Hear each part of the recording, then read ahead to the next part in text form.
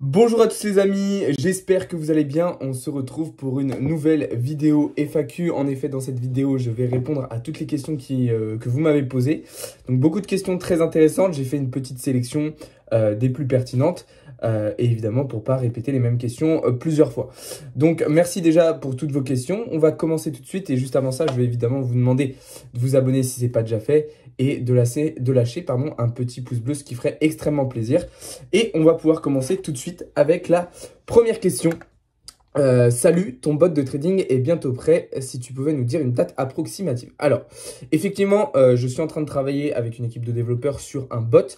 Alors, ce n'est pas vraiment un bot de trading, c'est plutôt un algorithme qui va permettre d'automatiser le processus de copier-coller des trades que je vous envoie. En fait, pour les personnes qui dorment, qui sont au travail ou qui ne peuvent tout simplement pas copier-coller les trades que j'envoie dans le VIP, eh bien, cet algorithme, vous pourrez le connecter et ça vous permettra. Et en fait, il copiera et il rentrera directement les trades que je vous envoie sur votre compte FTX ou Binance. Donc voilà, une date approximative, bien, on est en train de le tester. On est à la fin de la phase de testing. On ajuste encore quelques petites choses au niveau de l'interface pour qu'il soit agréable à utiliser d'un point de vue visuel.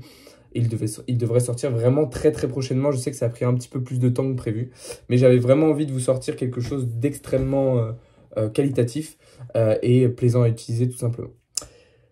Prochaine question, tu vis de la crypto? Si oui, quel salaire tu te retires? Alors, oui, je vis uniquement de la crypto, mais pas uniquement des revenus de trading. C'est-à-dire que mon métier, mon activité professionnelle consiste essentiellement aux crypto-monnaies, mais en fait, je ne me dégage pas un salaire de mon trading. C'est-à-dire que le trading que je fais quotidiennement, tous les gains que je fais, je les réinvestis en fait en quasi-totalité dans du spot, dans du long terme, ou alors sur certains shitcoins. Mais en fait, je ne me tire pas un salaire du trading. Mon salaire, je le retire de mes autres sources de revenus. Donc voilà, à travers mes sociétés, à travers mon activité, j'ai d'autres sources de revenus, les coachings, les formations, l'accompagnement personnalisé, les partenariats avec certains projets, parce que oui, il y en a. Donc voilà, mais je ne me retire pas un salaire du trading. Donc voilà. Prochaine question, si tu avais 4 cryptos à rentrer aujourd'hui, ça serait quoi? 2 stablecoins et 2 alt. Merci pour tout. Merci à toi, Ducadoun. Alors, si j'avais 4 crypto-monnaies à rentrer aujourd'hui, alors déjà, je ne sélectionnerais pas forcément 2 altcoins, 2 stablecoins, pardon. J'en choisirais probablement un, soit l'USDT, soit l'USDC, puisque pour moi, ce sont les deux les plus intéressants à avoir aujourd'hui. Voilà, et si je devais choisir du coup 2 ou 3 cryptos, je pense que je choisirais le GLD, même s'il est déjà très haut, mais c'est une crypto-monnaie dans laquelle je crois énormément. En ce moment, je dirais le Sol aussi, et évidemment l'Ethereum, mais j'aurais pu choisir d'autres cryptos comme le VET, le Link, le Polkadot ou encore l'Avax. Voilà, c'est pas facile de vous choisir à chaque fois quand vous me posez ces questions-là, de sélectionner seulement quelques cryptos. C'est assez compliqué d'en choisir aussi peu. Parce que, en fait, tout simplement, il y en a beaucoup de très intéressantes. Il y a de formidables projets dans beaucoup de domaines différents. Et du coup, ça serait un petit peu limitant, si je puis dire, d'en choisir uniquement une ou deux.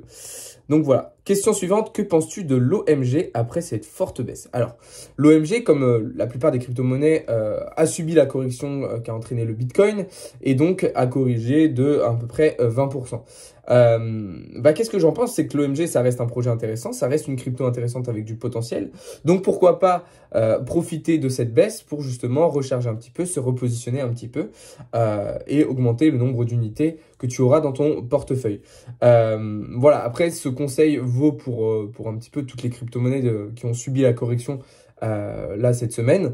Ça pouvait être intéressant pour certaines d'entre elles de se repositionner, de recharger vos bagues et de repartir avec encore plus d'unités.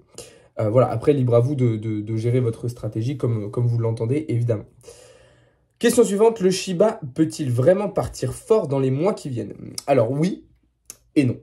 Oui et non, tout simplement parce que le Shiba, comme vous le savez, est un shitcoin. Donc, c'est-à-dire qu'il n'y a pour l'instant aucun projet derrière, ou alors des tout petits projets qui sont justement en train de naître. Mais jusqu'à maintenant, le Shiba, c'était un shitcoin sans projet derrière, avec pas grand chose derrière, que ce soit côté développeur, côté white paper, côté, encore une fois, projet, côté technologie, côté réseau, côté blockchain, en fait, tout simplement. C'était pas quelque chose de très intéressant. Ça ne l'est toujours pas, selon moi. Et ça reste, encore une fois, un shitcoin où certains utilisateurs ont une grosse partie du bag de Shiba. Donc, c'est-à-dire qu'on a un grand nombre d'unités de Shiba. Qu'est-ce que ça veut dire? Ça veut dire qu'ils peuvent tout à fait manipuler le marché en décidant d'acheter ou de vendre à un certain moment donné. Je peux prendre l'exemple, j'ai une connaissance à moi qui est actuellement en train de créer sa crypto-monnaie et pour sa phase de test, il m'a passé à peu près quasiment 50% de toutes les unités disponibles sur sa crypto-monnaie. Clairement, ça veut dire que je peux faire absolument ce que je veux du marché. Je peux le manipuler en faisant du pump and dump, comme a pu le faire par exemple Elon Musk sur certaines cryptos, même si c'était un petit peu différent. Mais voilà, je peux avoir une grosse influence. Et bien, c'est la même chose. On l'a vu par exemple avec le créateur d'Ethereum, Vitalik, qui avait énormément de Shiba, et bien que les a vendus, ça a eu un impact absolument énorme. Et c'est ça qu'il faut comprendre avec les shitcoins, c'est ça qui est dangereux avec les shitcoins, c'est qu'on a la plupart du temps les créateurs ou certains utilisateurs qui ont une grosse partie de toutes les unités disponibles. Et donc, ils font absolument ce qu'ils veulent du marché, ils font absolument ce qu'ils veulent de vous, et ils peuvent tout simplement vous plumer et en retirer l'intégralité des bénéfices. Donc, c'est pour ça qu'il faut être extrêmement prudent avec les shitcoins. Certes, il y en a comme le Shiba qui ont potentiellement de l'avenir parce que je suppose qu'il va y avoir des projets qui vont naître autour, mais il y en a aussi beaucoup qui ne décolleront jamais ou alors qui vont perpétuellement descendre. Donc, il faut faire vraiment très attention avec les shitcoins, mais de toute façon, comme on dit, DYOR, donc D-Y-O-R, faites vos propres recherches. Voilà ce que je pouvais dire. Salut, est-ce que ICP a une chance de redécoller durant ce bull run? Tout à fait. Je pourrais vous faire une vidéo graphiquement pour vous montrer où en est l'ICP, mais comme la plupart des cryptos, elles ont des fortes probabilités de redécoller, de poursuivre tout simplement leur hausse au cours de ce bull run. Effectivement, il y a certaines cryptos qui ont pump plutôt que d'autres. C'est vrai que ce bull run a été par moments assez hétérogène.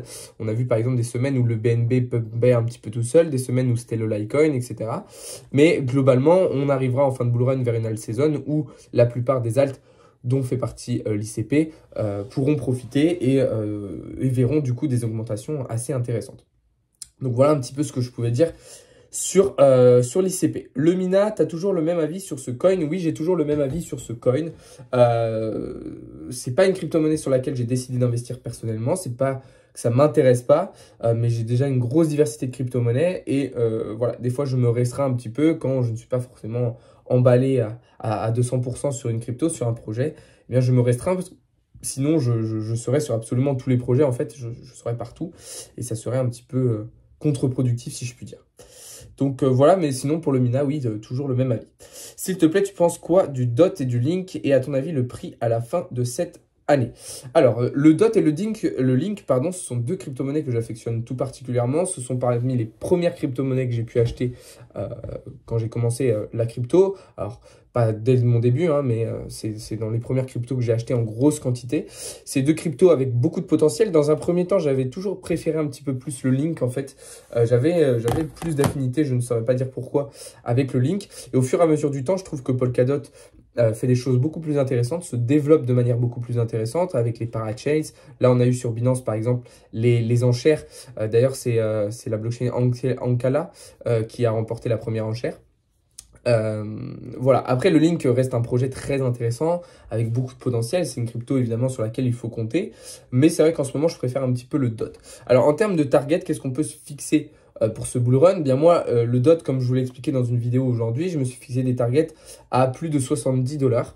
Au cours de ce bull run, je pense que c'est des targets qui sont tout à fait atteignables. Là, le DOT, c'était très intéressant parce qu'il a bien subi la correction. Donc, il y avait potentiellement des repositionnements et des recharges à faire sur le DOT. Hein. Vous pourrez repositionner, en racheter si vous le souhaitiez, puisque les prix étaient descendus assez bas. Concernant le Link, je m'étais fixé des targets à peu près 60 $.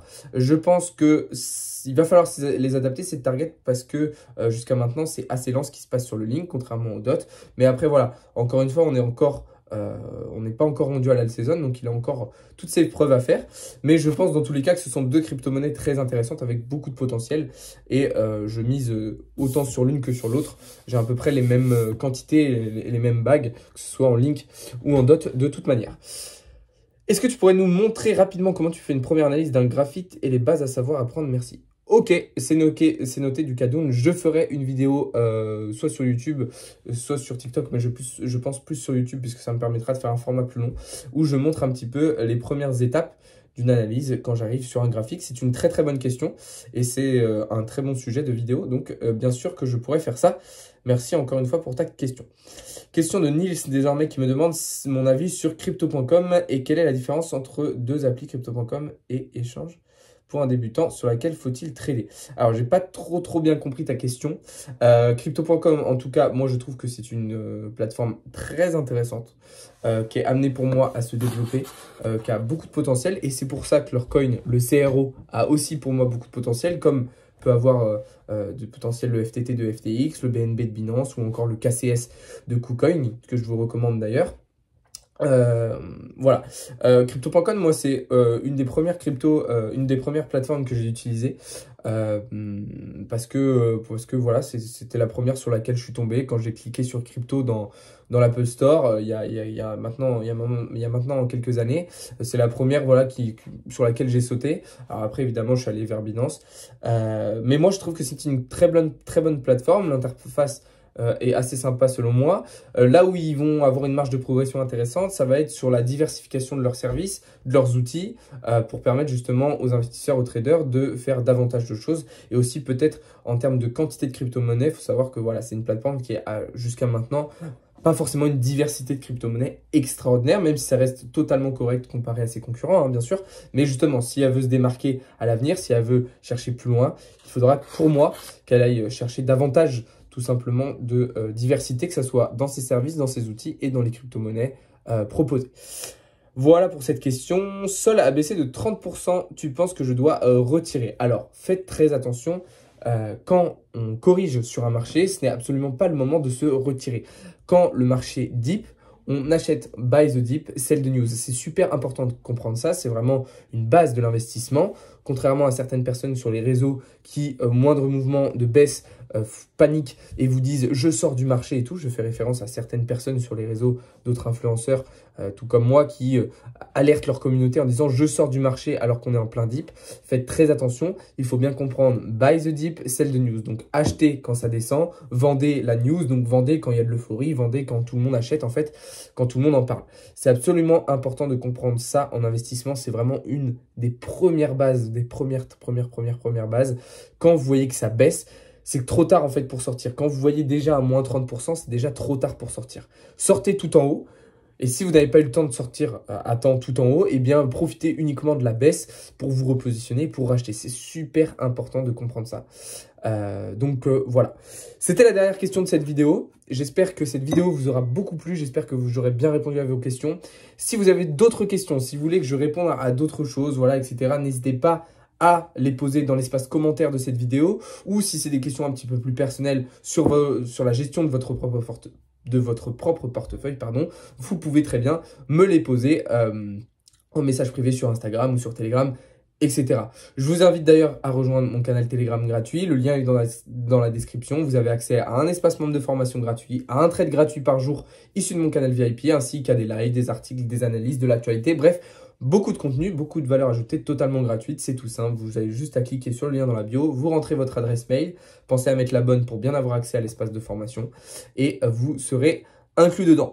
Pour toute question complémentaire, comme je vous dis, n'hésitez pas à m'envoyer un message sur Instagram ou sur Telegram. J'espère réellement que cette vidéo vous aura plu et j'aurai bien répondu à vos questions. Je vous souhaite à tous un bon dimanche soir et un bon début de semaine. Salut à tous.